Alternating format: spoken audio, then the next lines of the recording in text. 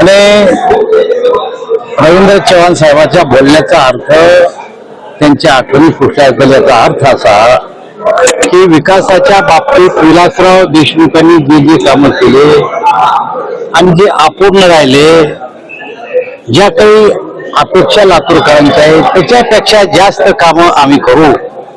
आणि विलासरावची आठवण तुम्हाला येऊ देणार नाही की आज विलासराव आमच्यात नाही, ते असते तर आमच्या लातूरचा विकास झाला असता असं तुमच्या मनात राहणार नाही.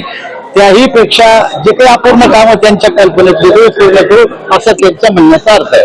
एकनाथ शिंदेंनी कोरोना झाल्याचं नाटक केलं होतं असं संजय राऊत म्हणतात, बनावट रिपोर्ट सुद्धा त्यांनी केले.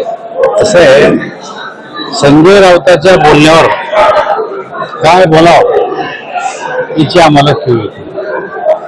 रोज काहीतरी चॅनल पुढे येण्यासाठी एखादा मुद्दा उकरून काढणं आणि वाद निर्माण करणं हा त्यांचा आता कायमचा विषय झालेला आहे.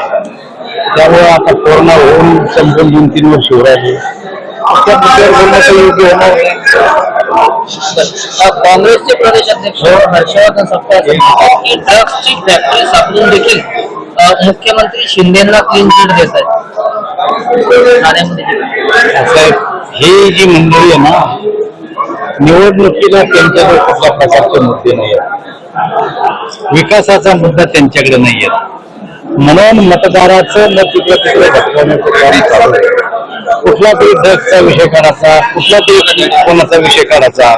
मला असं वाटतं की हा जो त्यांचा मुद्दा आहे तो काही मतदाराचं मत